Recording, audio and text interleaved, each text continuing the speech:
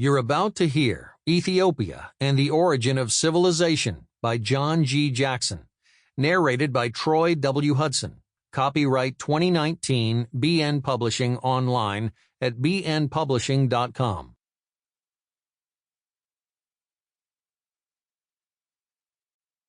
Ethiopia and the Origin of Civilization.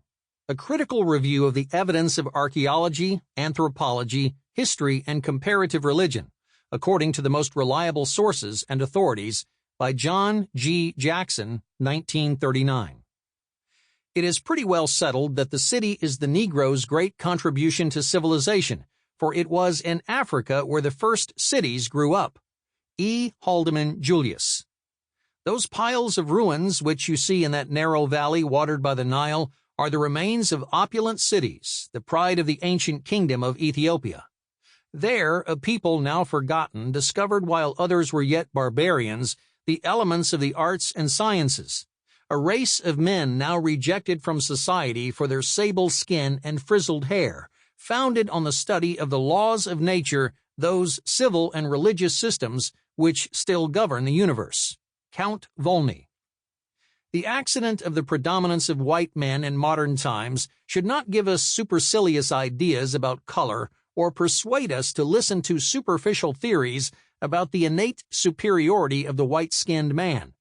4,000 years ago, when civilization was already 1,000 or 2,000 years old, white men were just a bunch of semi-savages on the outskirts of the civilized world. If there had been anthropologists in Crete, Egypt, and Babylonia, they would have pronounced the white race obviously inferior and might have discoursed learnedly on the superior germplasm or glands of colored folks. Joseph McCabe. The late Professor George A. Dorsey noted that H.G. Wells's heart beats faster in nearly every chapter of his Outline of History, because he cannot forget that he is Nordic, Aryan, English-British, white, civilized. Why We Behave Like Human Beings, page 40. This patriotic zeal of Mr. Wells's has in truth caused him to suppress certain facts that do not fit into his pet theories. In the latest edition of his Outline of History, Mr. Wells ends his chapter on the early empires with the following remarks. No less an authority than Sir Flinders Petrie gives countenance to the idea that there was some very early connection between Colchis, the country to the south of the Caucasus, and prehistoric Egypt.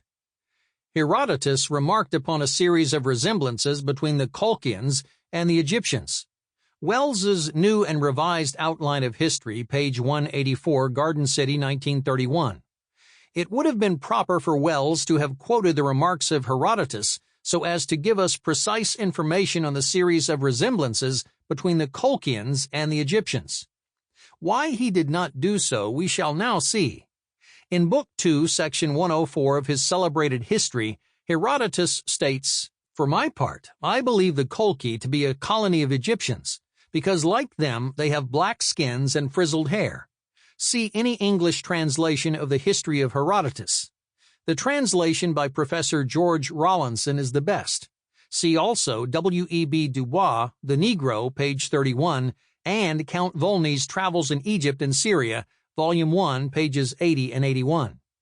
After discussing the civilizations of Egypt, Babylonia, and India, Wells had already referred to them as a triple system of white man civilizations. Outline of History, Chapter 13, Section 5, page 175. On concluding that the civilization of Egypt was a white man civilization, he naturally would be careful not to quote the above passage from Herodotus. Most history texts, especially the ones on ancient history, start off by telling us that there are either 3, 4, or 5 races of man, but that of those races only one has been responsible for civilization, culture, progress, and all other good things. The one race is, of course, the white race, and particularly that branch of said race known as the Nordic or Aryan. The reason for this is obvious. The writers of these textbooks are, as a rule, Nordics, or so consider themselves. However, prejudice alone will not account for this sort of thing. There is a confusion among historians and anthropologists concerning the proper classification of races, and this confusion is used by biased writers to bolster up their preconceptions. Sample complete. Ready to continue?